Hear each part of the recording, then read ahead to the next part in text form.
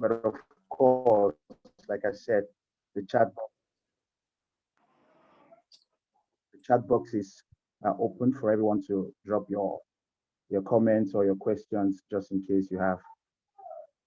So we'll be talking today about understanding gender-based violence, and honestly, it's a topic that is quite vast, and it's a topic that concerns all of us because we know that until all of us are free, none of us are free. So I think it's the right time for CCID to actually come up with such an initiative so that we could all share what we think can be done, what we ourselves can do, as persons, as organizations, as individuals, as parents, as brothers, and as sisters as well.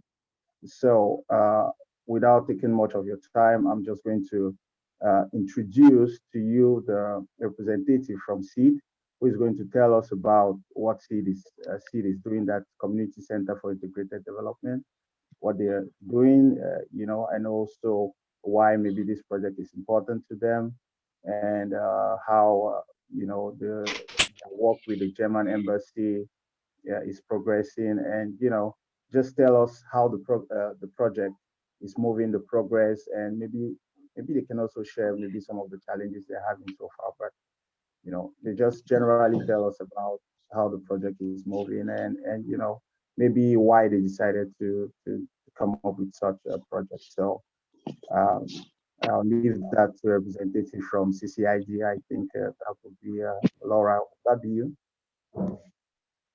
Yeah, sure. Thank you very much for the opportunity. So, hello everyone. I talk really fast, so I'll just try to talk slowly this time around. So, hello everyone. My name is Laura, as you all know, Formula Rebecca, as you all know, and I'm the co-executive director of CCID, that's Community Center for Integrated Development. And once more, welcome to today's webinar on understanding gender-based violence. And thank you really for taking out time and being here. So CCID is a youth-led organization, or a youth-led non-governmental organization that started since April 2016. So we've been doing work around gender equality, sexual reproductive health and rights, human rights, health, and community development.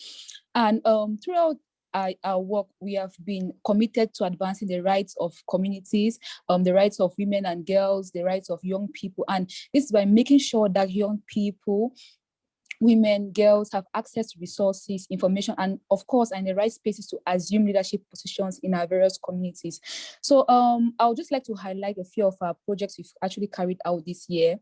So we are doing a project called Safe Schools for All. That's a continuation of a project we did last year, which was actually bringing out developing policies in schools against sexual harassment, working with schools, maybe just giving out that knowledge about sexual harassment and finding a way to eradicate this harmful norm, or this harmful practice, or this form of gender discrimination that happens amongst us in our various communities. Also, we are actually carrying out a sexual reproductive health and rights fellowship and a human rights fellowship. That is, and this fellowship is aimed at maybe just by recruiting leaders from our various communities, from different governmental organizations, and maybe just giving them knowledge on sexual reproductive health and rights and human rights, and making sure that this knowledge does not only end with them, but they are able to trickle down this knowledge right down to the least persons in their various localities. As we all know, we cannot work just as an organization, we have to work in collaborations with members of the community. And also, we carried out a research titled "The Impact of the Anglophone Crisis on the Realization of Gender Equality and Gender Equity." We know with all of this, the Anglophone crisis, we've actually been facing issues of, we want peace, we want just to live in love and harmony, but we're actually neglecting the fact that if we keep on fighting only for peace, we'll actually start solving another issue of gender equality and gender equity as a result of this crisis. And we actually carried out another project, that's an allied project on the norms underpinning gender-based violence amongst nurses and cleaners. And lastly, the project we actually a project, a very huge project, and I would like to give a huge thank you, say a huge thank you to the German embassy and on behalf of the community members, because throughout our work they've actually been appreciating us for the work, and we wouldn't have been able to do this work without them. So the project is titled Strengthening Community Resilience to Combat Gender-Based Violence, and again it's from the generous offer of the Embassy of the Federal Republic of Germany, Yaoundé. And we've actually, or not, or bearing in mind that gender-based violence is a high cause of female mortality, mobility, and a hindrance to gender equality, human rights in our various communities. We actually, with this project, we are hoping to improve protection of women and girls by addressing all forms of gender-based violence in these various communities. And one of the ways we do it is not only by just focusing on the women and girls or just the one person, right? We want to use a more sectoral approach where we actually an approach where we look at all stakeholders in our community. So one of the activities we are carrying out, or some of the activities we are carrying out in this project, is by mapping out existing policies against gender-based violence, like we have the CEDAW, we have the penal code, let's say Article 302 talking about sexual harassment, 296, 277 of the penal code talking about female genital mutilation, and all of these laws, making sure that these individuals, or making sure that these laws are actually known by the community. And also we've been able to train, or we are actually training key stakeholders in identifying and eliminating all forms of gender-based violence. And this training we are carrying out, and we carried out, and we are still carrying out training for women and girls, men and boys, religious leaders, CBO leaders, government officials, traditional leaders, and to building knowledge also on service providers, such as the law enforcement, judicial and health sector, on how to actually respond to gender-based violence and how to enhance information access on eliminating all forms of gender-based violence. And we know in our communities, this knowledge is actually not widespread. And bearing in mind that some of these, the health sector, the judicial system, and all of these people are one of those, one of the key policymakers, or one of those people that respond to gender-based violence. It's very important for us to actually impact them on how to actually respond to this issue, so that maybe they use a very sensitive and holistic approach. Also, we've actually carried out trainings in towns like Boya, Tiko, and now presently we're actually moving in Limbe, where we've actually spoken or had trainings, very interactive trainings with people of these various community. And it has actually been a very, very great communication, because we actually understand the issues of gender-based violence in which this particular community actually face, not just by assuming, because all of this discussion and seeing how these people can actually help in eliminating all forms of gender-based violence, and also by deconstructing these norms of gender-based violence. Because we notice that when we're training boys and men and all of these things, there's always a question, why work with we've had questions of why work with men and boys to achieve to eliminate gender-based violence. But all of this work has actually proven to us that we actually need to keep on working with men and boys, because if they are the key perpetrators of gender-based violence, if we're able to deconstruct this their mindset, make sure that they're able to go down and give all this knowledge to these other people, or maybe just training religious leaders and CBO leaders, or just training or the training you've been doing of traditional leaders, and making sure, or trying to see reasons why some traditions that encourage gender-based violence, and see how they could actually change these traditions to make ones which are actually against gender-based violence in different communities. Also, we've been able to hold radio programs on human rights and gender-based violence. We spoke about issues like sexual harassment, issues like rape, issues like early and forced marriage. We've spoken about issues about gender-based violence and the issue of the male autonomy over female body, and all of these things. So if you move around Boya here, you discover that Boya, Tiko, you discover we have billboards about on sexual harassment, and we have contacts there where we actually give out knowledge or information about gender-based violence, or where to go to when you have issues when it comes to gender-based violence. And maybe just producing easy-to-read pamphlets on our social media handle. And this project has actually made us to have very good relationship or build strong relationship with with institutions such as MINASDA's the Ministry of the Divisional Delegation of Social Affairs, that's in Gimbe, and the sub-divisional delegation of Women Empowerment and the Family in Tico, and some religious institutions. So this project is something which we've actually seen that it's actually very necessary, and we've working throughout, like doing this project or working on this project. Many people or many institutions are actually interested in actually understanding the root causes or understanding why there is a need to start solving or start stopping or try working against gender-based violence in their different institutions and the benefits they have in their communities. So far we've actually had one or two difficulties, but the difficulties in every activity, there's a difficulty, right? So generally the project has actually been a very good one, and we are hoping on the community members and everyone to actually join on the project and actually like putting their voice to eradicate gender-based violence in the different communities. Thank you very much, Ernest. Oh, thank you so much, Noella. Laura, sorry, for that. And it's very important, all the thematic areas that this project covers. And there was so much information that you shared, and unfortunately, we don't have enough time to, dive in and then really explore all of what you said. But I encourage all of us to visit CCID's website. And Laura, please, you can just share it on the chat, and you can also be able to get more information on their Twitter handle, or if you follow them on social media, Facebook, Twitter. I don't know if they're on Instagram. So again, if you have any questions, if you have any suggestions, please use the chat box. As you can see on the screen, you can see their Facebook page, you can see their Twitter handle and the website. So thank you so much, Laura, for sharing. And it's very, also one thing that caught my attention is the work that you do with men and boys to engage men and boys in this fight, because we know that as much as it affects mostly women, but it's a struggle that everyone has to, put their hands on deck so that we can actually end and prevent gender-based violence. So thank you very much, Laura, for sharing. So without taking much of your time, I'm going to introduce myself and the rest of the panelists to you. Very, very exciting day and very, very exciting conversation we're going to have ahead. So my name is Awantoenes, and I'll be your moderator for today, like maybe you've noticed so far. I'm a regional advisor for West and Central Africa for Frontline Health Workers Coalition, and I'm also a sexual reproductive health rights trainer. And yeah, I'm also a student studying international social work. So yeah, that's a bit about me, but you can call me Awanto here. So I'll go with that name.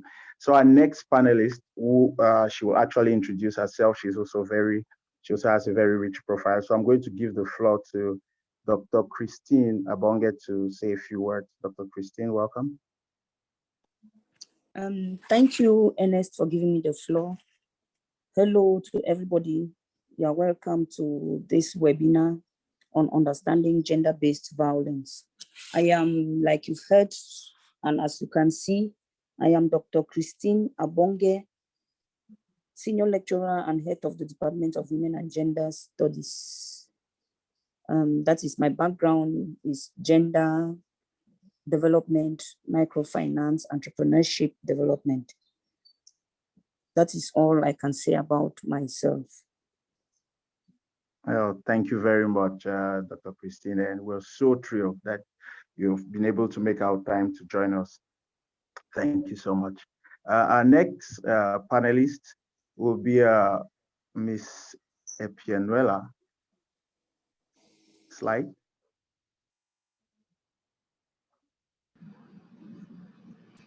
Hi, everyone. Hi, Ernest. Yeah, hey, welcome. Thank you so much. Good afternoon, good morning to everyone who is joining us. I'm so excited to be here to share my experience with everyone else, and maybe just to to listen and tap into all of our experiences when it comes to gender-based violence. So my name is Noella Edie. Just to mention that I'm also an ex-student from the Department of Women and Gender Studies from UB here in Cameroon. So I am thrilled that my head of department is here. I'm a humanitarian. I'm also a speaker and a talk show host. Thank you so much, Ernest. Oh, thank you so much, Noella. I'm so happy that you're here, and oh, such a coincidence that you have. Unfortunately, your lecturer is also here, so I'm sure it's going to be a very interesting session we share. So thank you so much for tuning in and for joining us. And last on our list, but very important, is the representative from the German embassy in Cameroon. That would be anyway, he or she will introduce themselves. So please, the representative, you have the floor. Yes, good afternoon. This is Gabriela Bennemann from the German Embassy here in Yaoundé. Good afternoon, everyone. Can you hear me? Yes, go ahead, Yes, Gabriela. yes, we can Welcome. get you. Wonderful. Then it's We're working. excited to have I'm you. only asking because our Wi-Fi is very weak, so I refrain from having my picture because then it would all collapse. Thank you for having me. Is it planned now that I say a few words why the German embassy is supporting this webinar? Is that now, or should I wait for Yes. No, Christine, you can just, sorry, Gabriela, I think you can just go on with it. You can introduce yourself, what you do, why the German embassy is supporting CCID's project, why is it important to them, and and any words maybe to conclude. Yeah. That's fine with me. Thank you very much. I'm the Deputy Ambassador here at the Embassy, and we have been asked by CCID to support the webinar because Germany as such worldwide has focused, among other topics, but also focused on the fight against gender-based violence worldwide.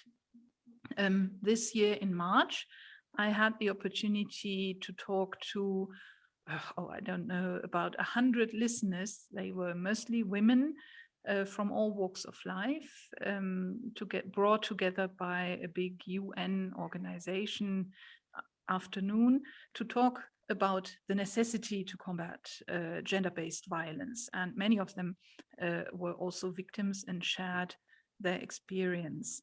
And it became very clear that it was a bit strange that the audience was made up, I would say 99% of women. And we recognized and thought that there is an urgency to involve also the male population in this fight against this most horrible crime against women and children. And Germany has taken a strong role against this kind of violence for years, both on a bilateral local level and also on a multilateral level. And why is that? It's basically because we can find gender-based violence everywhere, not only in Africa, not only in Cameroon, but on every planet, on every continent, in every country, in Germany as well. You can find it in every social level. And unfortunately, which I myself personally find so horrible, you can also find it in many families. This is particularly shocking because UN women representatives told us that since the beginning of the corona pandemic here in Cameroon, when the schools and universities were closed for weeks, the calls on the UN hotline phone number for victims of domestic violence, mostly women, were indeed multiplying. Those women and girls who could not go about their business as usual or could spend the day in the safe surrounding of a school or a university, they were attacked in their own homes. Imagine that. And this is a situation that I find absolutely appalling. And I think society everywhere, civil society everywhere in Cameroon, as in every other country, needs to recognize this. And decision makers and policy makers here in Cameroon, as everywhere, need to recognize this as a most important task to resolve. Gender-based violence has also become one of the many human rights violations used as a weapon in conflicts and war. And currently, we hear the reports coming from women and girls, for example, in the area of Tigray in Ethiopia. Refugee women in Central African Republic report their horrible stories. And unfortunately, also the conflict here in Cameroon in the Northwest, Southwest regions, as Laura had mentioned briefly, has also led to an increase of gender-based violence. So Germany has focused on the fight against gender-based violence during our 2-year membership in the UN Security Council. In April 2019, the Council passed a new resolution that aims to fight gender-based violence in armed conflicts. And this new resolution in a stronger way also protects and strengthens the position of the victims. Before that, there had already almost always been the question of how to convict the perpetrators, but never the position of the victims.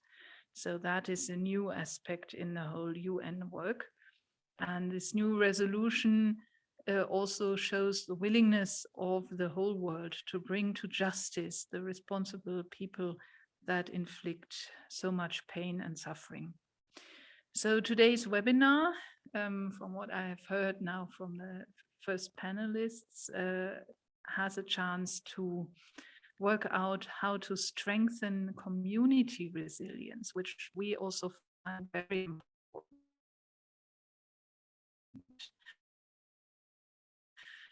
That because it's an important step for this sort of crime, and also most importantly, engaging in finding ways how to involve the whole community and how to protect each other. And that's basically what I wanted to share with you. So thank you very much.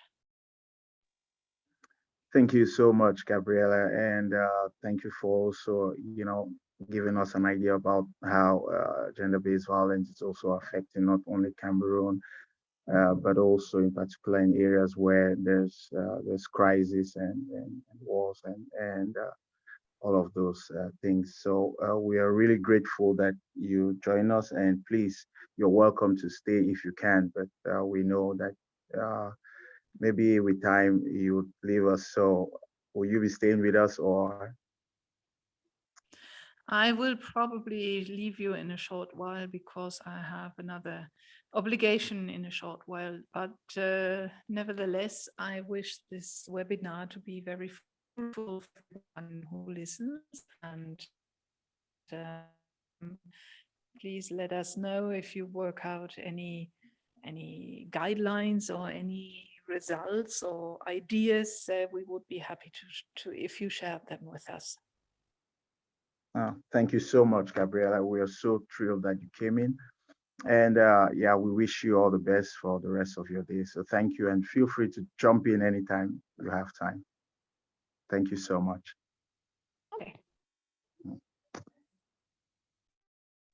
So ladies and gentlemen, like you've all heard from our amazing panelists, it's going to be an exciting time today. So please make sure all of your thoughts, all of your questions, you can write them down, or you can still be very engaged on the chat box area, so that we don't leave any idea or anyone behind.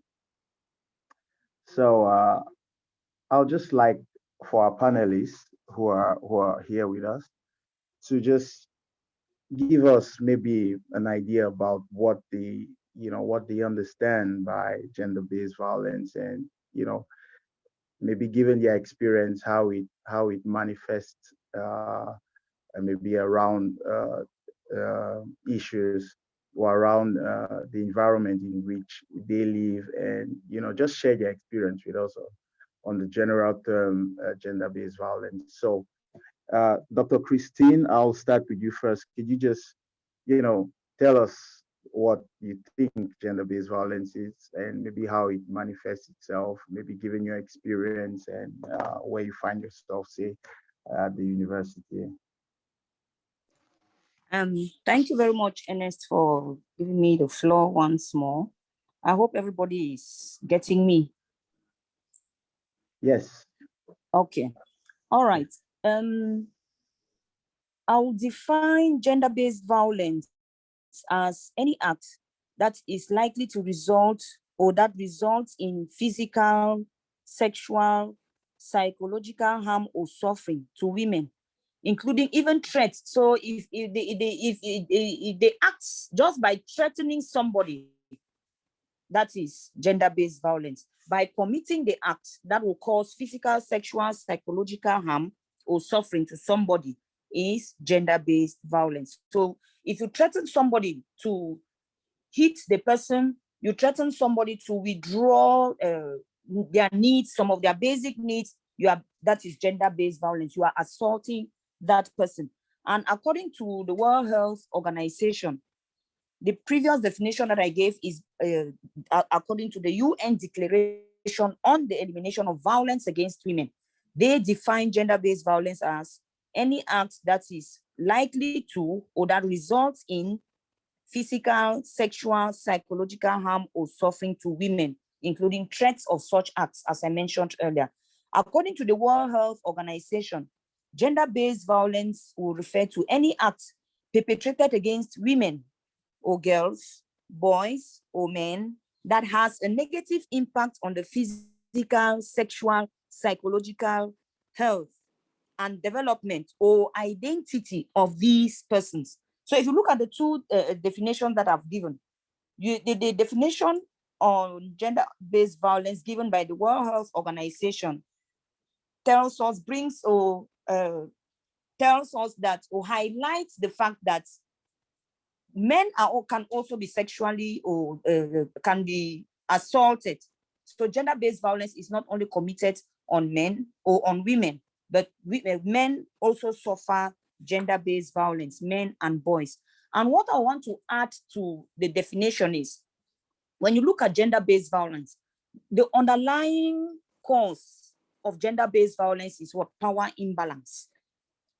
So there is usually power imbalance that pushes, that is the underlying factor or underlying cause of gender-based violence. For instance, if you look at the workplace, for instance, it is more likely to see a boss assaulting the subordinates.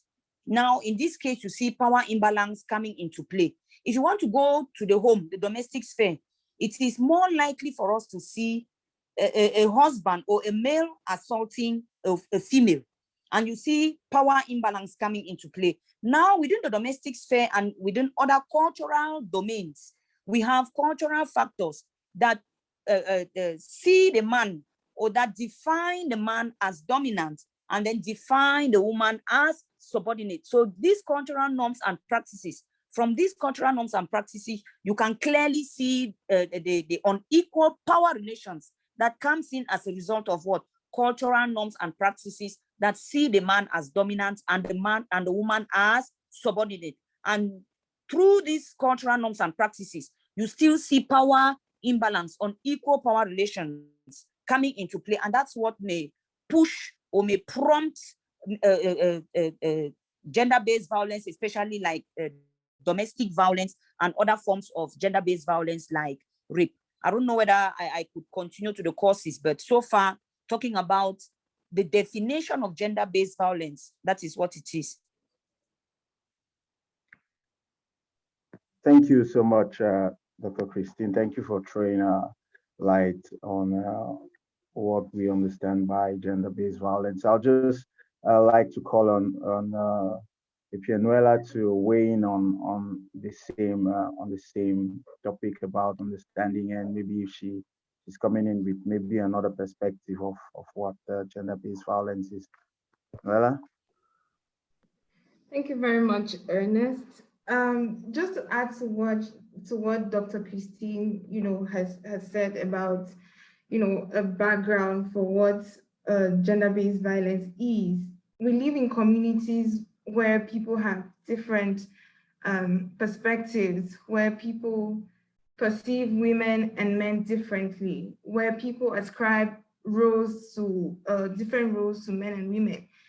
This social construction of what it is to be man and woman creates, just like Dr. Christine mentioned, unequal power relations. And so one person has more access, one person tends to have more access to power than the other. The result of that is misuse of that power, it's violence, it's discrimination and maltreatment. Just again to give us some perspective, because I'm sure some people would be wondering, is gender-based violence perpetrated just against women? Can men also be victims of gender-based violence? And Dr. Christine raised this in one of the definitions that she gave. We are seeing increasingly that more women are victims of violence and more men are perpetrating violence. It doesn't, however, mean that men themselves are not victims of gender-based violence. As we see in the course of this conversation, there are several types of gender-based violence. And statistics are saying that almost about 1 in 3 women have experienced a form of gender-based violence, as opposed to maybe 1 in 7 men. So when we have conversations around gender-based violence, it's not to say that gender-based violence or men don't experience this. It's to say, by the trends that we see, we are seeing more women being survivors of physical violence, of emotional and all the other forms of violence, which is why, just as Laura mentioned, I think it's as important to include men in conversations that we are having around ending gender-based violence, mitigating the risks involved. I work in the Northwest region, in Bamenda, where, of course, as we know, it's been hit by the ongoing crisis. And the reports, as far as the statistics, are staggering in terms of women and girls who are experiencing violence, especially sexual violence. It just speaks to what happens when crisis occurs, that things change almost rapidly. Yes, violence used to occur in times without crisis, but when crisis happens, just because I'm trying to bring this conversation in context for those who are in Cameroon, or if you're joining from other parts of Africa or from other parts of the world, you realize that when crisis happens, structures, institutions are broken, and some of the things that we used to experience before are heightened in terms of how we experience it. Over to you, Ernest. Thank you so much, Pianuela. I'm not sure I was able to get you very well. Was it just me, or everyone had the problem? Hey, Enes, I think it was Hello? just you. Yes, I think it was just you. Maybe just you. Ernest, Just I want me? to add something. Can I add something about gender-based violence to what Okay, Nuala please, said? please, go ahead. Yeah, because Nuala has given us some statistics to show us that men and women also encounter violence, or men are also survivors of gender-based violence and other, especially sexual, physical, and other forms of violence. And I want to reiterate that, like I mentioned earlier, and like she confirmed, we are not saying that, or people shouldn't leave this webinar as thinking that it is only women who are survivors and only men who are perpetrators. For instance, I mentioned the fact that one of the underlying causes of gender-based violence is power imbalance. And it applies even in situations where power is in the hands of women. Because like I mentioned earlier, it is more likely for a female, for a boss to sexually assault or to be a perpetrator of violence, any form of gender-based violence. Two, and the subordinate being a survivor or a victim. And therefore, even in some cases, in some public offices, where you find women as bosses, it is also likely that you see female bosses being perpetrators of violence, of gender-based violence, and you have male subordinates being survivors. So, like Nuala mentioned, men and women are perpetrators and survivors, but the difference is more women than men are survivors, and that's what makes makes it an issue. And given that more women than men have less power, be it financial, physical, economic, political power, and therefore they are more likely, they are more vulnerable and more likely to be survivors than men. Thank you. Thank you so much, Doctor. And Noel, I think there's a lot of information that you've shared in this segment of our webinar, especially the fact that, you know, gender-based violence sometimes or often caused by the power dynamics, either financially or by social status and what have you. And also the fact that as much as women are the most affected by it, men too are, and you know, and that's why we need to put all hands on deck to make sure that, you know, we can end and prevent gender-based violence, because just like you all said, sometimes it's actually women are actually the perpetrators of gender-based violence. So I think that it's a very nice perspective to also look at that way. We do not miss, um, you know, we do not miss any vital factor or aspect that could help us to end and prevent gender-based violence. So I'll just like just to tell our participants, please, if you have your questions, you can just drop them. And if you have anything that you would want to say, please, you can just write it on the chat box. Keep it active and feel free. There's no wrong idea or right idea. Just let us know what you think about this topic and about what our panelists are sharing as well, because it's all a learning process.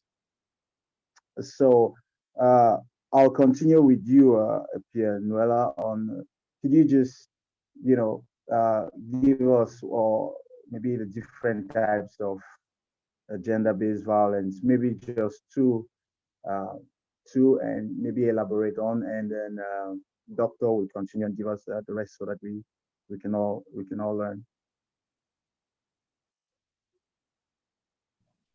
Okay, and so there are several, I think about 4 main categories of gender-based violence. I'm going to talk about physical and sexual, sexual and physical forms of violence. So it's very common in our societies, and this really cuts across the board, not just in communities in Cameroon, to see especially women and girls who have been sexually abused, either raped, you know, or sexually assaulted within the places that we work in. And rape or sexual violence generally is engaging a person in sexual acts without their consent. Consent here is very important, and this is what I want us to highlight when it comes to sexual violence. I'm talking about sexual violence because in the course of my work, this is one form of violence that is very common, especially in these regions affected by the crisis. If I remember correctly, about 8% of all forms of violence that are reported within the Northwest and Southwest regions, 8% of them are sexual violence. So people really sometimes do not understand what consent is, or they understand, but they misinterpret what consent is. So the key thing when it comes to sexual violence is consent. What that means is if a person, and I'm saying a person, whether it's a woman or a man, says, no, I do not want to engage in any form of sexual activity with you, that means no. I mean, in our work, raising awareness against sexual violence and gender-based violence generally, there's this slang we used to say, no means no. So it doesn't matter that I followed you to your house at 12 midnight and I say no. What that means is no. It doesn't matter that I'm wearing a sleeveless top and you ask me out and I say no. What that means is no. It's important for us to emphasize what consent is, just so that people do not say, oh, she didn't say no, or she was smiling, she followed me to my house, she was out late in the night.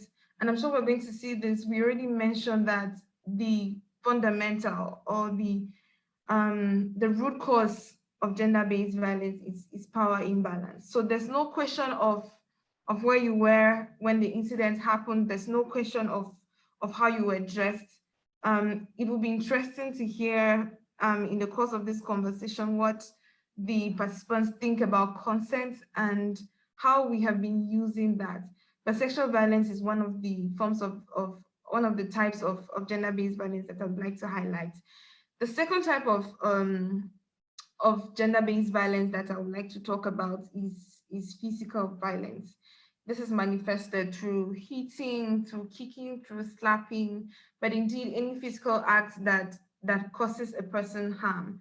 As we notice, probably after Dr. Christine comes with the rest of the types, is that some of these types of violence and the forms in which they are manifested cuts across whether it's physical or it's sexual or it's economic or it's psychological.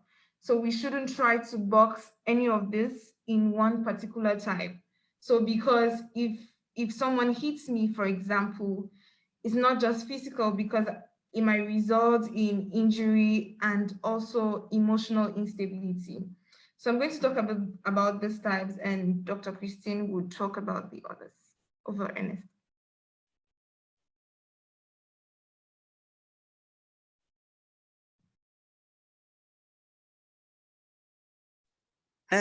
Thank you, Nuela. Let me continue. Like as Nuela said, the different forms or types of violence are interrelated, because one other form can lead to other forms of violence. But what I want to talk about is emotional violence. And emotional violence here has to do with what? It involves invalidating a victim's sense of worth, self-esteem, emotional abuse. You make somebody feel worthless, maybe through constant criticism. And this is likely to occur around the home. Domestic violence is common with domestic violence, where you see a spouse often criticizing a husband, or a male often criticizing a female and bringing her down and saying awful things about her in front of maybe the children, in the public, in front of her friends, and so on. This is all in emotional violence. And like Nuela mentioned earlier, sexual violence and physical violence can also lead to emotional violence, where it leads toward loss of self-esteem and loss of self-confidence. So the person does not feel confident in public because of maybe something that happens to him or her. The person is unable to express themselves in public or with confidently because of one assault or one form of violence that appeared, occurred somewhere, somehow. Another form of violence that I want to raise here, like we mentioned earlier, the emotional, sexual, physical violence, they are all psychological violence, they are all interwoven. But there is one other form of violence that I want to draw our attention to, which is forms of violence that are caused by cultural norms and practices. For instance, and these could also lead to what? Emotional and psychological violence. You have forms of violence like bride burning. Bride burning is a form of violence that is caused by religious and cultural beliefs or cultural norms and practices. And it occurs mostly in Asia, where you have the dowry is more common as opposed to the bride price where we have in other parts of Africa. So in most cases, when families don't, should I say, don't like their brides, they come up with a story and burn the brides in the kitchen and say it is associated to an accident, a cooking accident or an accident in the kitchen. Even in our own Cameroonian context, we have other forms of violence like female genital mutilation. That is a form of violence that is caused by what? Cultural practices and cultural norms. Because somebody, a mother thinks that this was done to me, she thinks that it must be done to the daughter. And so, like we said earlier, female genital mutilation can lead to what? Physical, psychological, and emotional abuse, because it can lead to psychological issues, emotional abuse, that the person feels less confident, loss of self-esteem, and so on. Then we also have what we call, which is honor killing. Honor killing is caused by, is a form of violence that is caused by religion, and it's mostly caused by the Sharia law, within the Sharia law, and within Islam.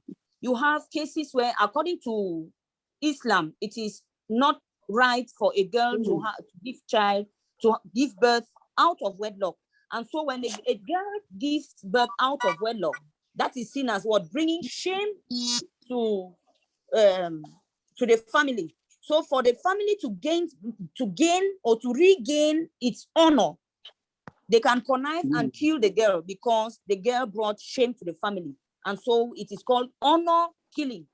So, and these are forms of violence that are caused as a result of religion or religious practices. Oui, Christian, they joke, they foolish Christian, they made any joke. We never see the one in Mama Fede, Christian church. Hello. Please, can we mute our mics? Thank you. Sorry about that, Doctor. Can you proceed? All right. Thank you. Please, can we do it? So, sorry? Please, everyone, mute your mics, please.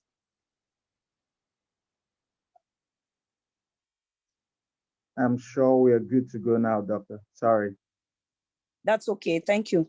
And Yeah. I've talked about emotional violence. I've talked about other forms of violence that are caused by religious or cultural practices. And there are other forms of violence, gender-based violence, that are coming up. We have stalking.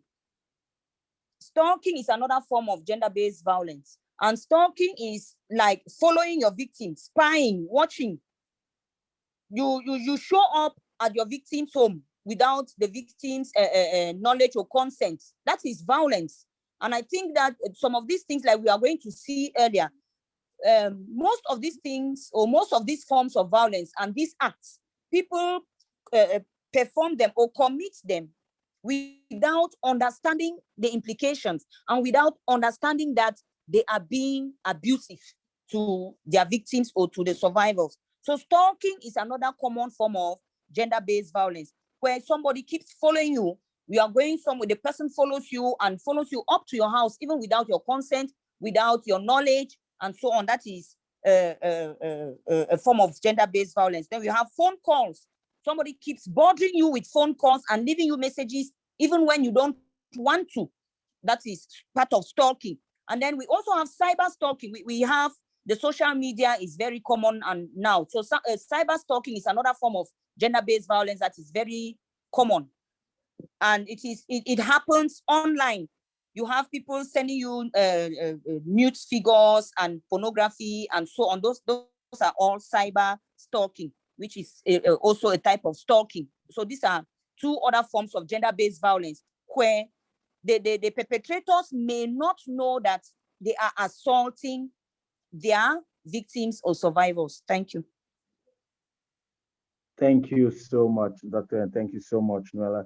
I'll just like for us to, engage a bit with our participants and read some of the comments that we have, and then see how we can weigh in on, and also give maybe some of them the opportunity to share a word or two of what they think.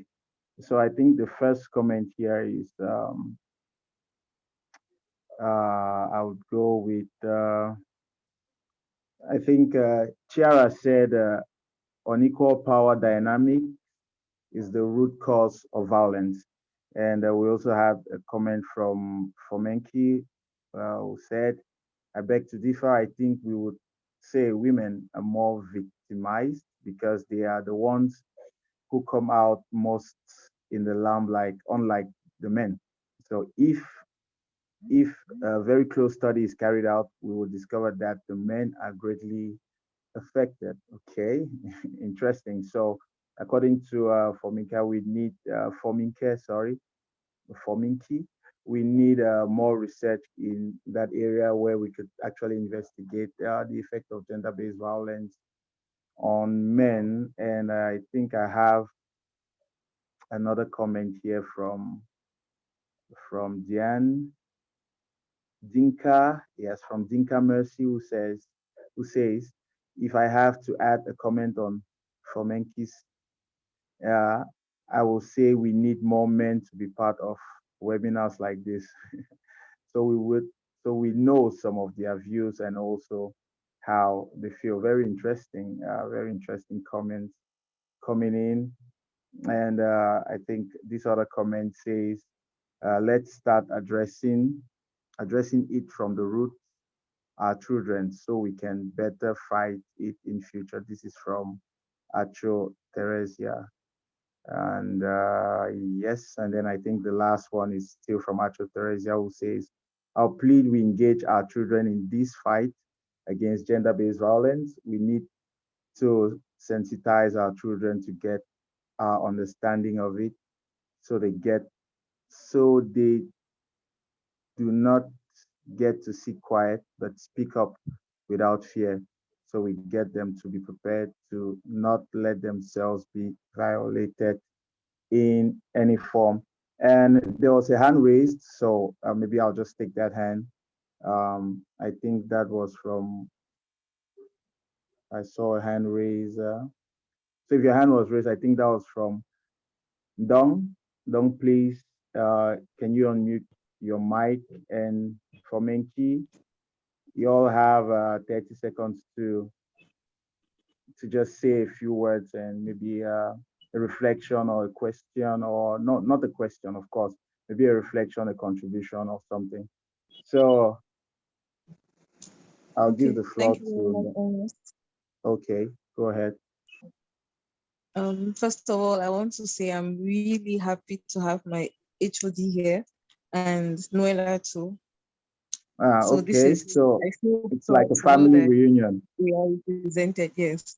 Okay. So my worry or my contribution is, does poverty and culture not play a role in enhancing GBV? Because I think that most cultural practices stem from poverty. So can we tackle poverty and then eradicate most of these cultural practices that contributes to GBV? Okay. Are you done? Yes, I'm done. All right. Thank you very much. And there's another hand for Menki, please. Yes. Hello, everyone. Like I said in the comment section, most men are really, really victimized. And the way the society has made it nowadays, even if we try to approach these men and we don't know how to approach them, we will not get honest answers from them. Coincidentally or fortunately, I have lived with so many men and I have had their opinions about certain things. And sometimes I see we women, we always cry foul a lot. That's the truth. It's true, women are being victimized. But the men, they are, I don't know if they have naturally developed thick skins for such violence. And because the society always looks at the direction of the women, they wouldn't want to talk about the men being victimized as much. And emphasis, even when you go on webinars or seminars concerning gender-based violence, you find out that most of them will talk about women, they will specify or they will lay emphasis on women being victims or being victimized by such violence, not looking or taking into consideration what the men go through. Sometimes, for instance, what I think is Noella, sorry if I don't get your name right, but I think it's Noella. She was trying to bring up an example of you taking a girl home, and when she says no, it's no. Do you look at what prompted that guy to take that girl home? Sometimes we women, we push men to violate us. We would dress, most of us would dress so on I don't want to say unhealthily, but so seductively. And when you attract the man and he comes to you, now you want to play the victim, which is not correct. If we women, looking at it even from the artistic point of view, look at the way women will always dress when it comes to, say, music. They will hardly ever dress decently, but the men are always decent. What do you expect from such?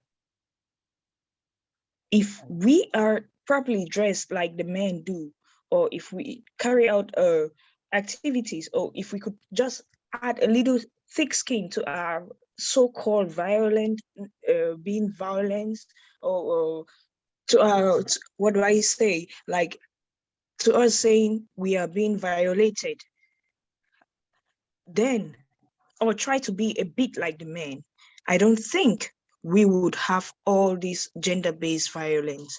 Thank you.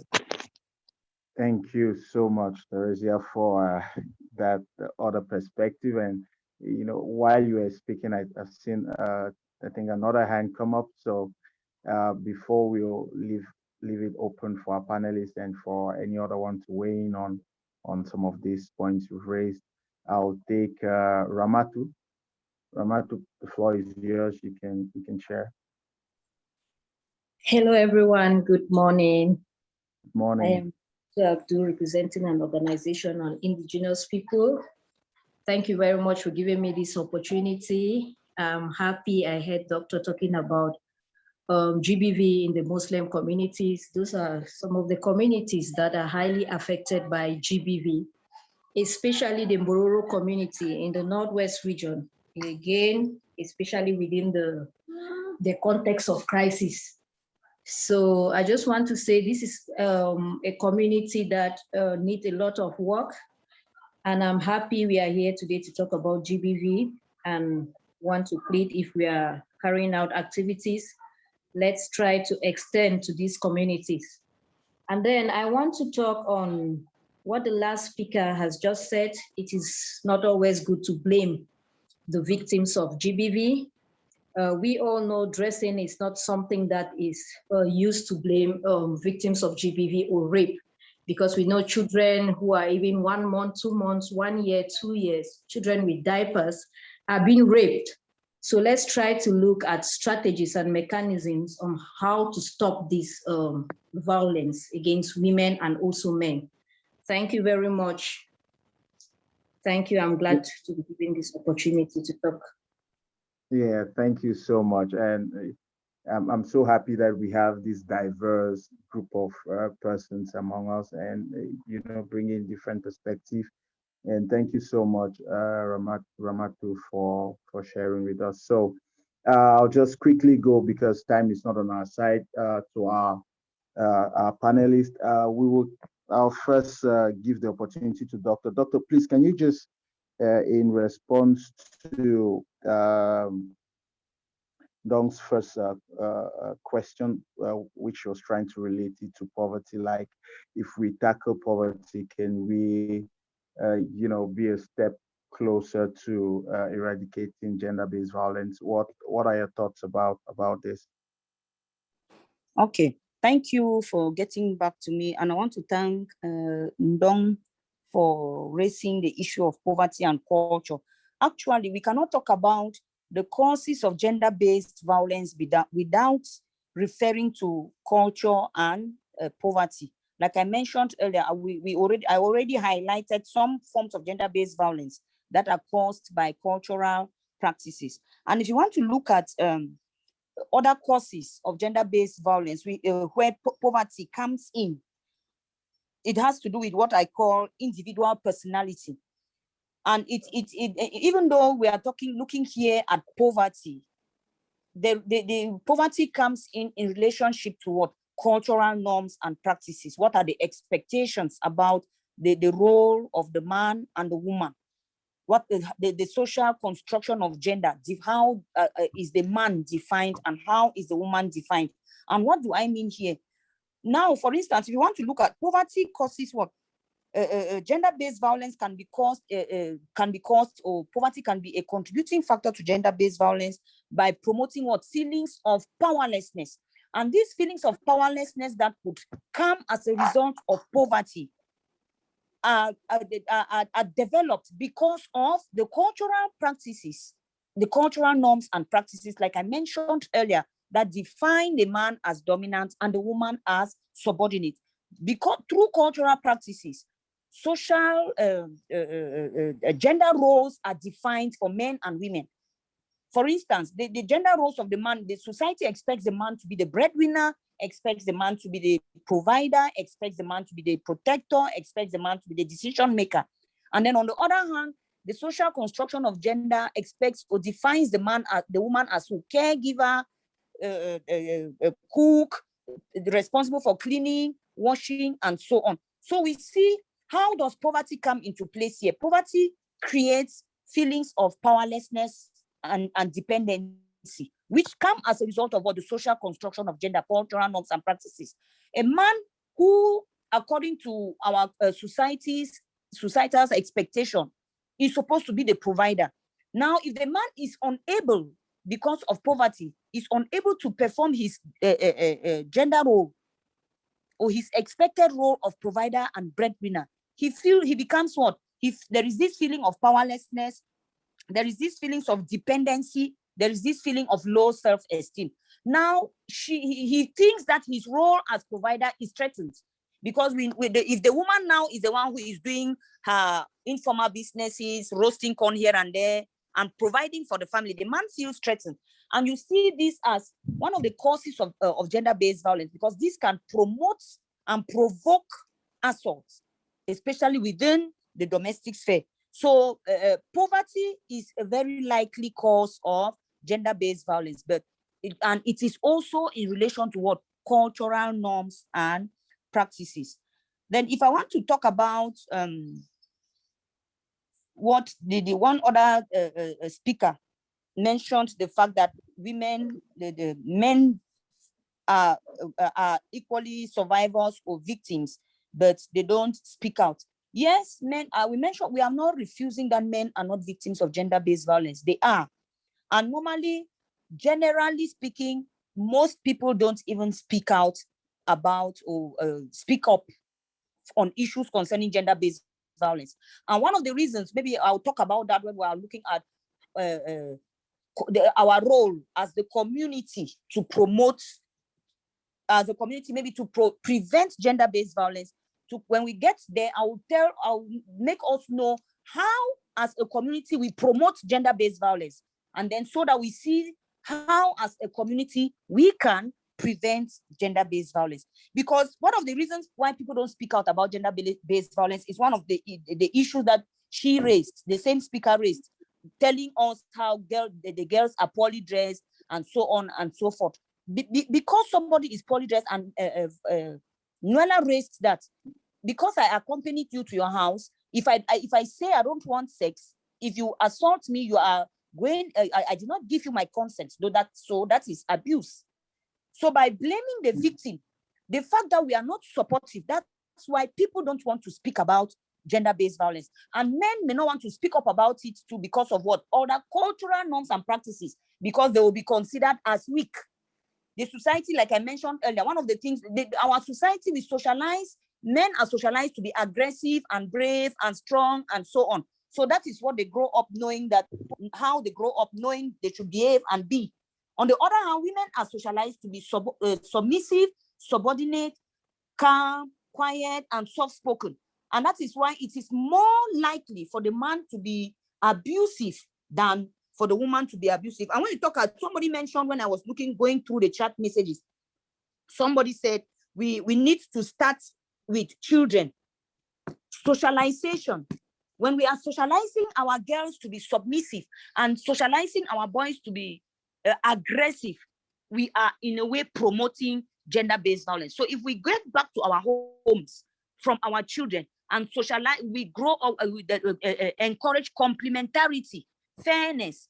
You see each other as equals. When we start like that, the children themselves, the boy and the girl child, grow up seeing each other as equals, as partners. And it will cut down on this issue of gender-based violence. And all this talk about women dressing and music is a whole discourse on its own about sexuality and the woman's body. The woman, if you want to get into how women appear in music and the fact that women dress and expose, that is a whole discourse on its own. And I don't want to get into that because we'll stay here, but I want to discourage the blaming the victim syndrome, because that is one of the ways that we promote gender-based violence. Instead of us looking at the perpetrator, we ignore the perpetrator and concentrate on the survivor or the victim, and we blame the survivor or the victim for being the cause of the violence, and this is not helpful at all. Thank you.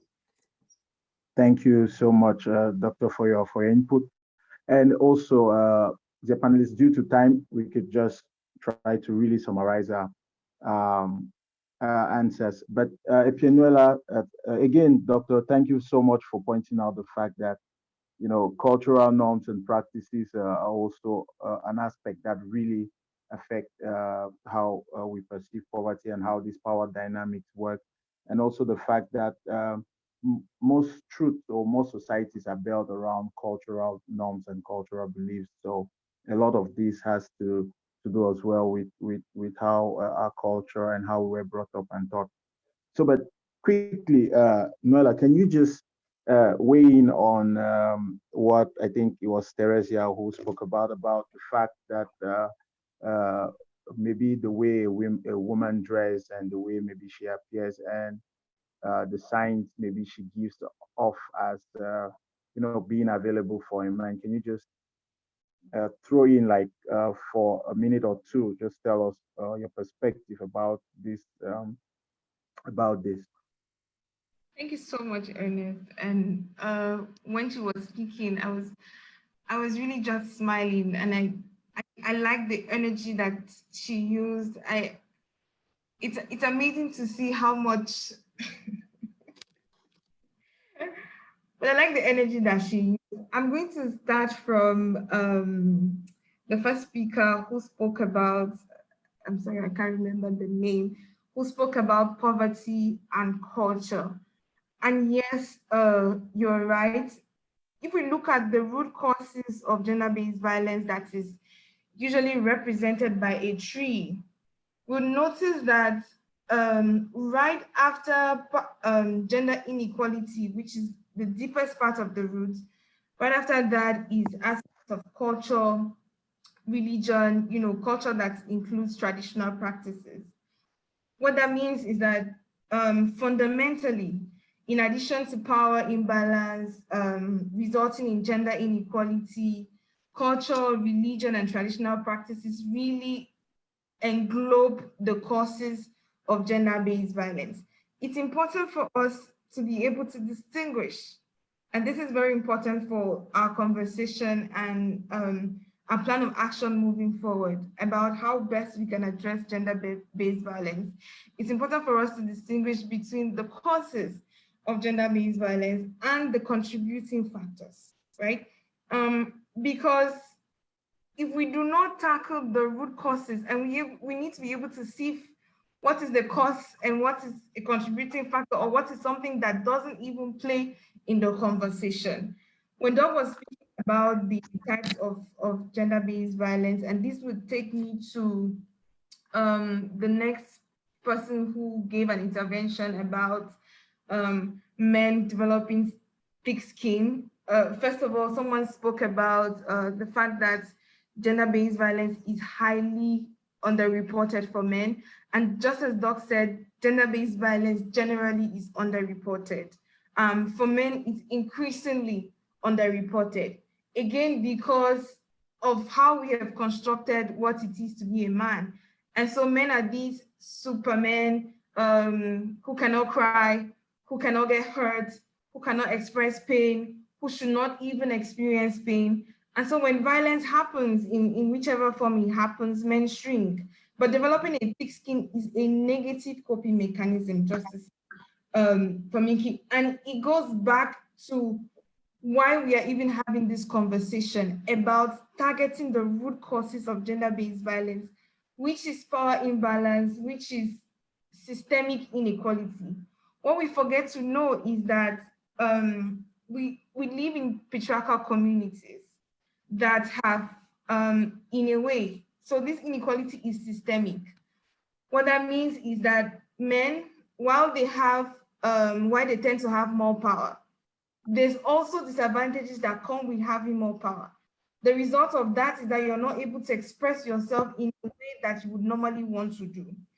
And so, this is why I always question, a lot of men say the fight against gender-based violence and gender inequality is crazy, it's stupid, but they do not take time to see how these things affect men as well, because we're not paying attention to, everyone just thinks, okay, because it's a women's thing, or that this discussion is a women's thing, so we're not paying attention. But if we start to look at how these inequalities, these differences affect not just women, but also men, then maybe men would start realizing that I do not have to develop thick skin when it comes to violence, when it comes to something affecting me. I'm going to share some experience. Someone mentioned dressing, and I'm really glad, because this is a conversation that always comes up each time we're talking about gender-based violence. If we were to flip the script a little bit, say a man has been raped, would it be a question of, oh, how was he dressed? And when we're talking about experiences of gender-based violence, we're not just looking at one type of violence in isolation. Remember that when we started talking about the types of gender-based violence, we mentioned that these types are interwoven.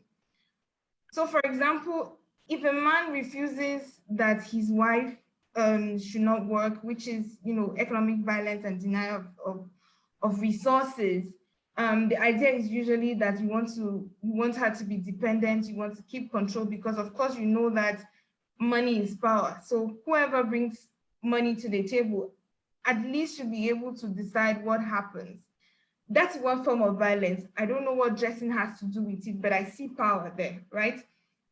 Emotional or psychological violence, one person is intimidating and saying that, oh, if you don't do this, I'm going to do that, or is insulting. I see power there, right? Physical violence, one person is grabbing me and trying to tear my clothes off, or hitting me and slapping me. I still see power there, right? Sexual violence, because you think probably you're my boss, you should be able to have sex with me whenever you want. Or I'm walking on the street and a group of boys think that, oh, because she's a woman, what kind of power does she have? And I'm talking about physical power, I'm talking about other forms of power. What kind of power does she have? So I have a leeway to abuse her. In all these forms of violence put together, I see one common denominator, and that is violence, and that is power. There's no question of dressing when it comes to economic violence. There's no question of dressing, because again, I'll take you back, just because this is my reality. I work in a conflict affected area, and 38% of the forms of violence that are reported are violence perpetrated against children, and this includes sexual violence. Again, just for the person that mentioned violence against men, yes, men are also survivors, but just to tell you that within the context of the Northwest and Southwest regions, 99% of reported cases of gender-based violence are coming from women and girls. Now, these statistics are very loud. Again, we can hold our individual perceptions as to why violence happens, but what we need to take into consideration leaving this webinar is that it's not a contributing factor. A man comes home drunk, under the influence of drugs, and beats up his wife, and we say that, oh, it's because he was drunk. It's not because he was drunk. The drunkenness and the drugs are just helping him to already exercise the power that he has within the home. It's very important for advocacy if we want to change things within community, if we want to change norms, behaviors, beliefs and attitudes, to be able to understand fundamentally where the problem is coming from. Otherwise, we will not be able to address anything. Again, across Africa, we are seeing increasingly that women in Arab countries, Muslim women, we cannot imagine the number of women from these communities who experience violence. The speaker, one speaker spoke about women from Borough communities who, at a certain point, are disadvantaged. And I agree with her because I also work in the Northwest and in communities where, in Muslim majority communities, many women cannot speak up in gatherings because to them, it's not part of their culture, right? Adolescent girls cannot be leaders of adolescent clubs because their customs and traditions limit how far women can really go.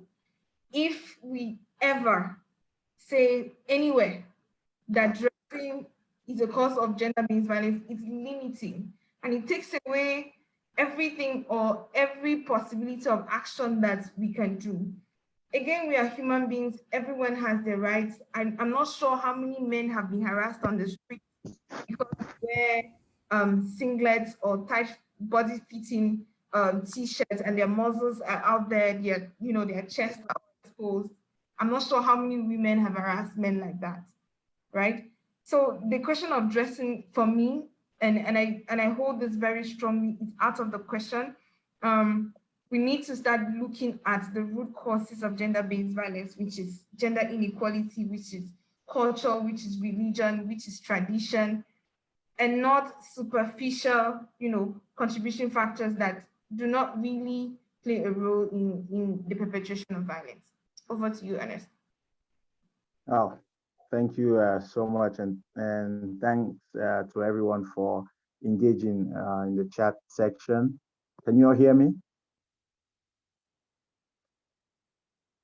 Hello? Hello. Yeah, So we hear you. We hear you. Okay, okay. Yes, All right, all we right. are with We can you. hear you. Can hear you. Okay, All thank you right. so much. Please, we unmute Okay, our thank you mics. so much for confirming. Everywhere was quiet, so I wasn't sure. Okay, all right. Thank you.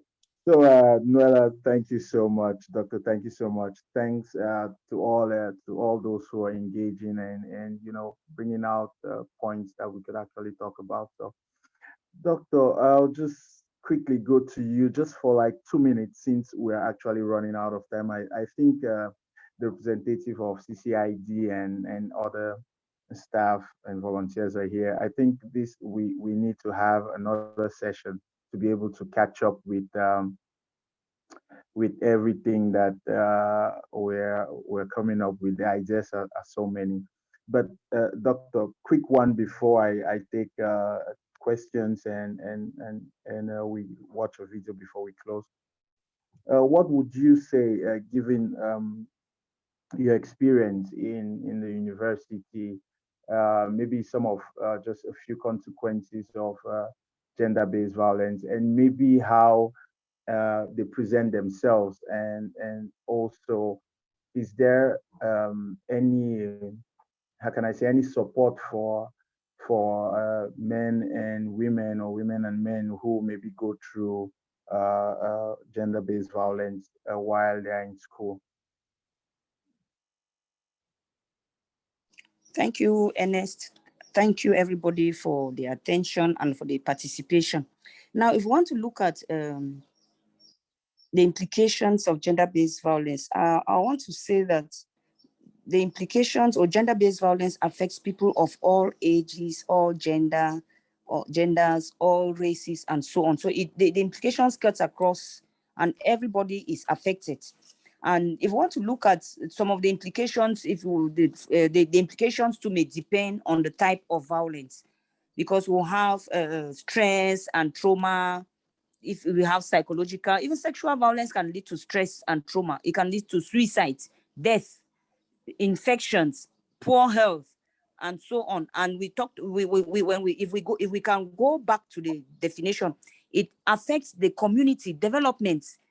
In as much as it affects the development of the individual, it also affects the development of our community, because with the prevalence of gender-based violence means that our communities are not safe. So if our communities are safe spaces, then people should be able to go around freely without being afraid of being raped. Parents will be able to leave their children to go to school without any fear of them being raped on their way back to school. So these are, in summary terms, these are some of the major consequences or implications of gender-based violence. And if I want to talk about support, how can we be the community, it goes back to the community, because we talked about blaming the victim as one of the ways we promote gender-based violence. You see somebody who has been raped, you say it is because she was poorly dressed. You see a woman who has been battered with a swollen eye, you say it is because she was rude, you disrespected your husband, and so on. So the community, we have to be supportive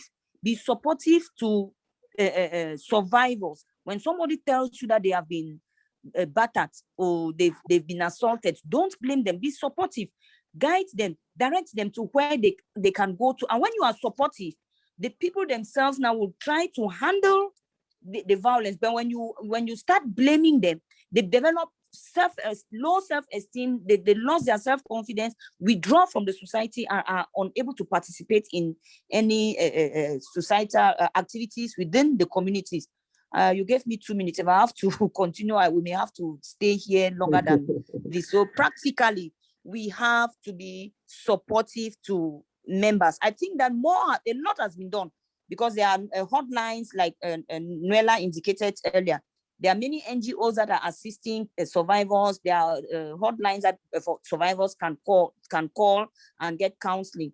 But we, as members of the community, we should be supportive. We should avoid blaming victims or survivors of gender-based violence and support them, because they need us. And it is only through supporting them that more people will speak out, and we will be able to address the causes and prevent or reduce gender-based violence in our communities.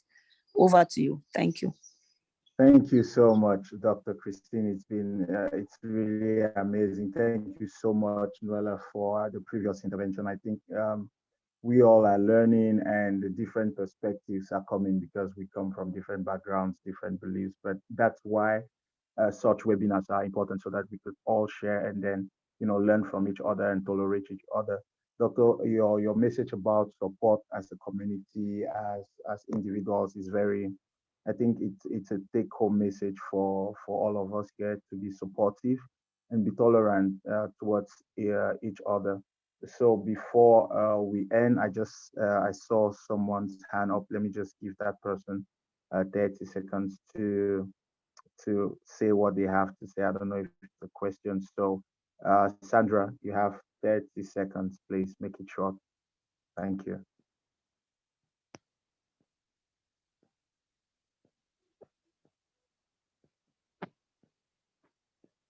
Sandra, maybe you're on mute. Check.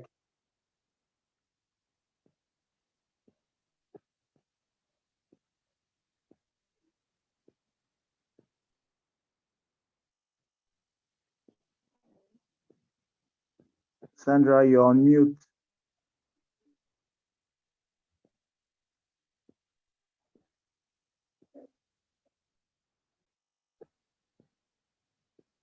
Hello? Okay. Okay, I think Sandra is having some difficulties. So maybe we take a survival story and then we'll conclude and go. So if the video is ready, please. Can I say something before we get the story?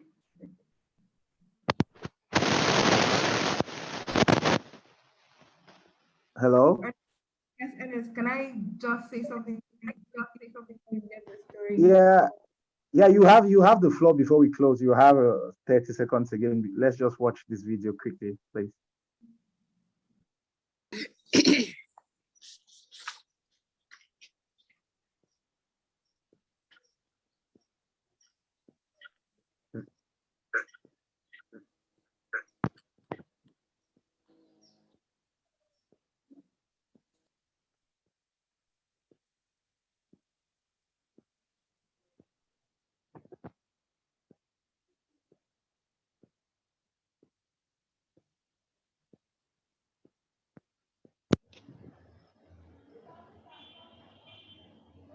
volume.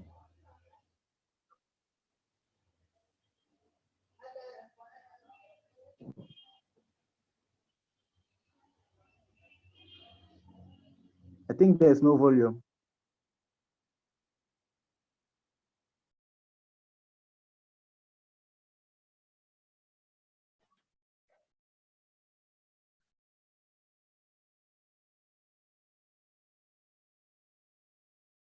I'd gone for evening prep classes all alone, instead of the usual group of staff children who used to flock together.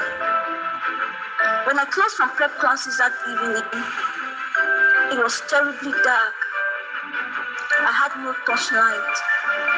Although from the campus to our house was just about 100 meters stretched footpath, bounded to the left by a vast farmland and to the right by a vast field. I was almost halfway gone when I heard "Hey you" behind me. It was a male voice. I froze in my steps. I could not run. I could not shout. I could not move. I tried to plead. The voice stopped in my mouth. One of them grabbed me from behind, holding tight to my mouth. And then in the next minute, I found myself on the ground.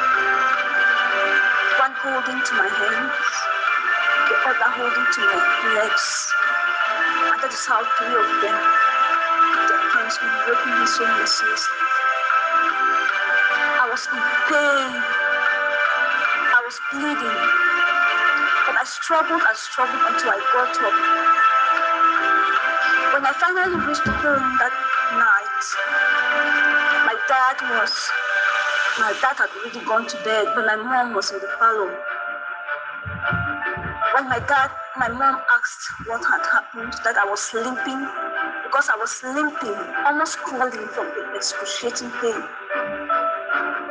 I told my mom that I fell and sprained my leg, but she didn't notice that there was blood on my legs and on the back of my uniform. I dashed to the bathroom, took a quick shower,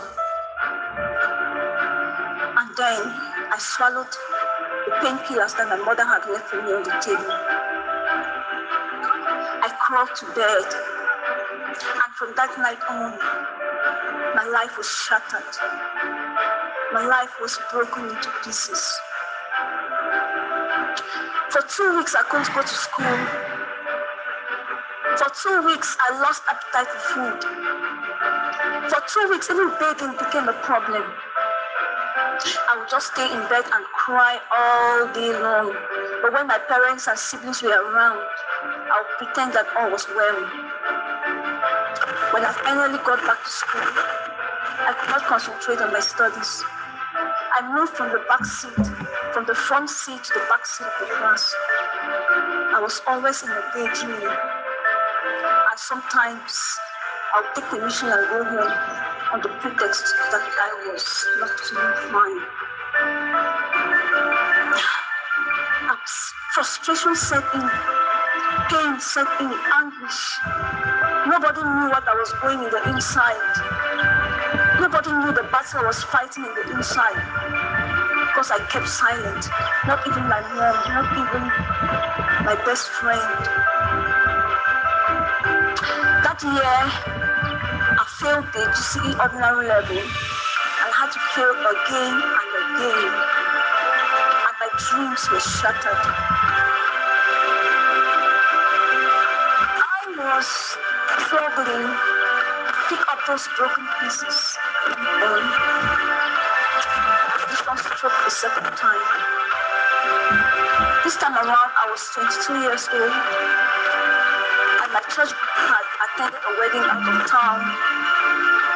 When we got to town, it was 10 p.m. and our bus dropped us at the church premises. I was the only one to cross over to my quarter, and I had no transport on me, so I had to use a shortcut. And there they were again, 2 of them, and they each took their turn in raping me. This time around, I was not only shattered, I was crushed into pieces. I was preparing to write the GCE advanced level then, and that year I failed, and I had to fail again and again and again, and everybody was surprised. I was frustrated, depression set in, and many times I thought of suicide. Fortunately or unfortunately, I didn't know the perpetrators, because in the first incident, so many men had come to me, so many boys to say, but I had rejected them because I wanted to keep myself and my future husband. And in the second case, they were just some drug addicts because they stunk of alcohol.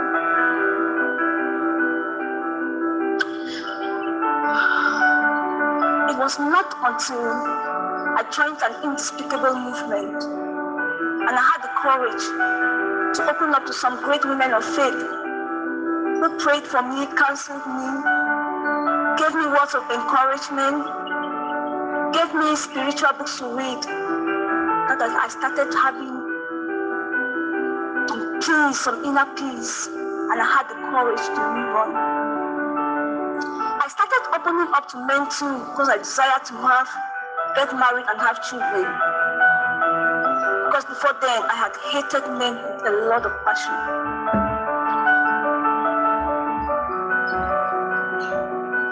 And before then, the last straw that broke the camel's back was that sometimes in 2010, I fell seriously ill. I had a terrible cough that refused to go for over 3 months. All cough treatments were abortive. All cough tests were negative.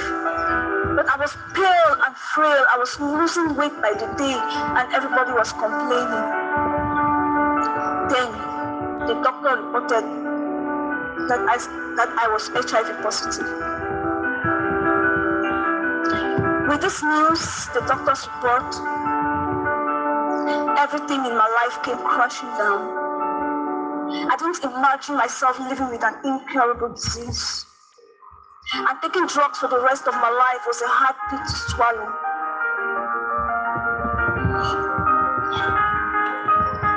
Several times I thought of committing suicide. But then when I met these women of faith, I opened up to them and they gave me courage to move on. I started also opening up to men, but then each man who comes will run away as soon as I tell them that I am HIV positive. And it hurts me so bad.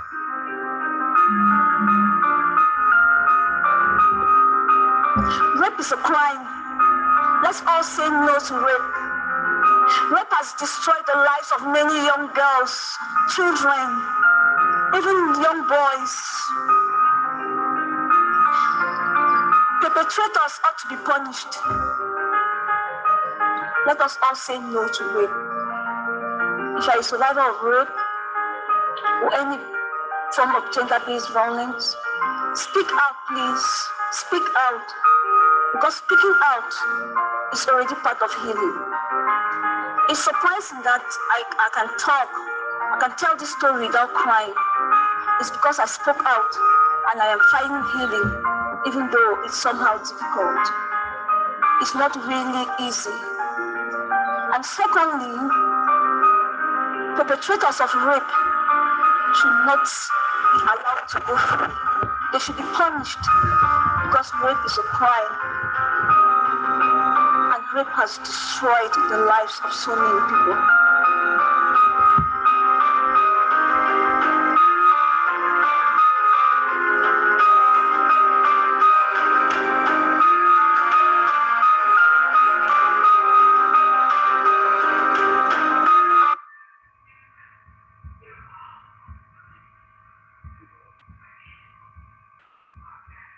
Thank you so much for that sharing that touching video with all of us. I don't think there's much to be said. I think we've all understood, and we could actually relate, maybe not relate, but feel the pain. And I think that's a take back home message for all of us. And you could find more on SEED's website, on their social media handle, and if you're following them on Twitter, please go there, follow them, like their page, and follow, so you do not miss any of the upcoming events and information concerning and regarding gender-based violence. So we're already 9 minutes into your precious time, so I'm just going to give one more minute to our panelists to say final words so that we can conclude. So I'll start with you, Epianuela.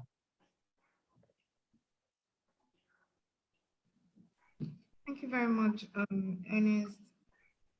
I mean, I must say thank you to the entire SEED team for organizing this and giving us a platform where we can share experiences and also learn from others and see different perspectives towards eradicating gender-based violence, because I'm certain that that's the goal.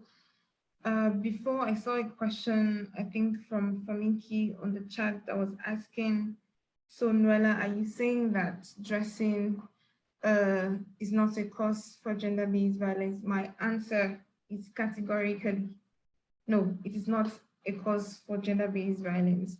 I wish I could share my screen to share pictures of what the African society was like prior to colonization. You'd realize that clothes were a luxury and that women like men, we really just cohabited and there were no clothes, right? So the rate of gender-based violence and especially sexual violence is not what we're seeing today.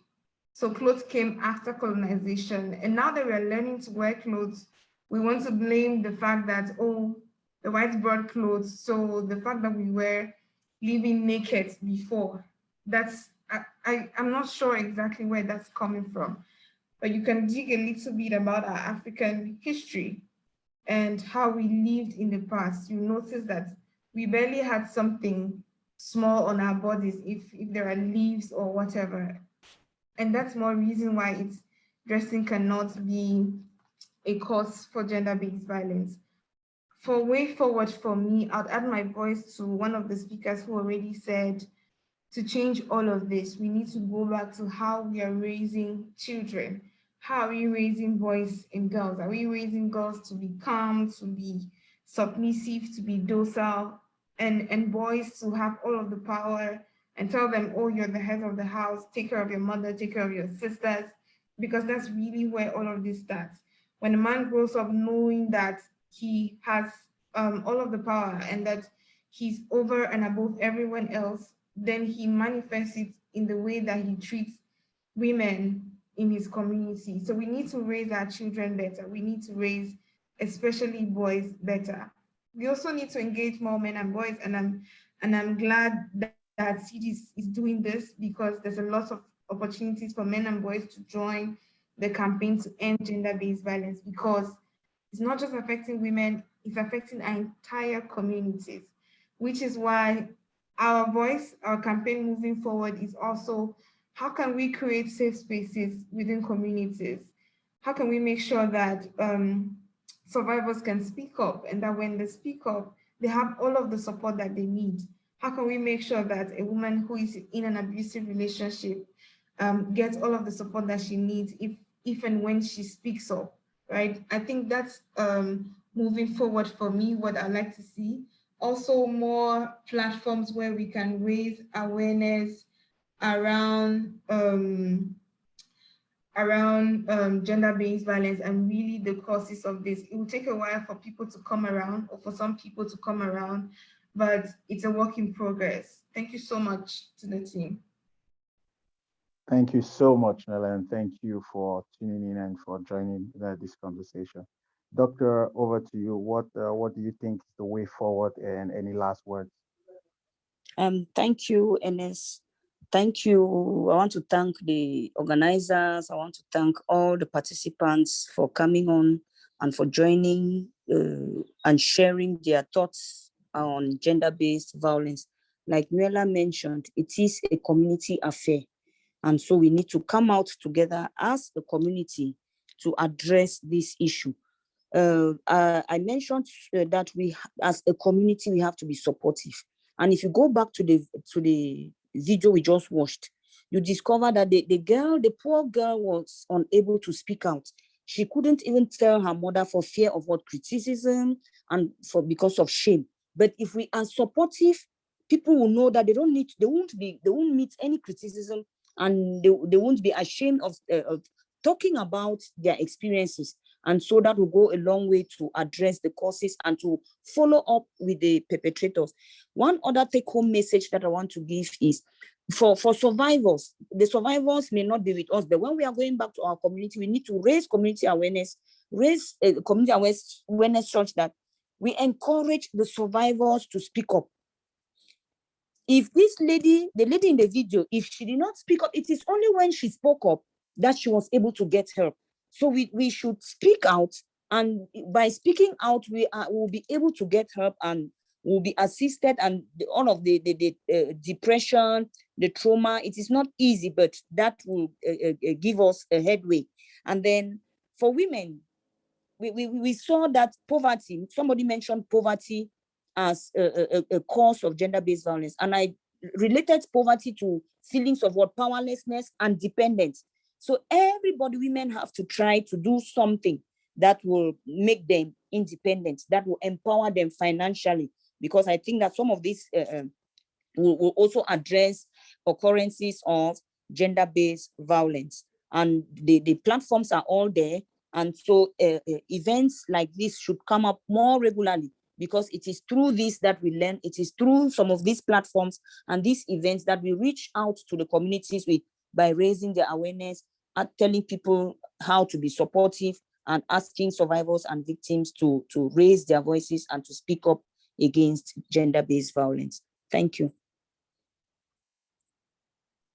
Thank you so much, Doctor, for those final words. And then now from a word from the representative of SEED, just to close the event.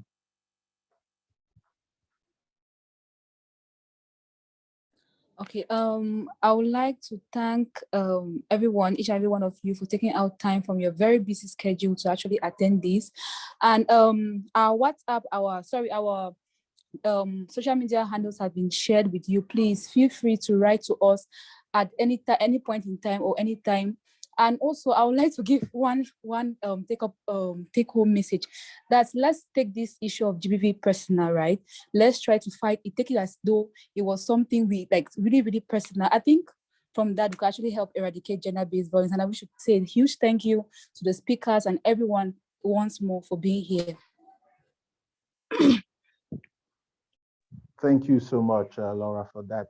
So, ladies and gentlemen, to close, I want to say we're sorry for the poor time management, because we're supposed to end at 2:30, but we're 2:47. But I guess it's because it was really entertaining and prompting and engaging all the representatives and staff and volunteers of CCID to please organize such, so that we could keep the conversation going, because this is just to stimulate dialogue at our various levels, at our various organizations, various institutions.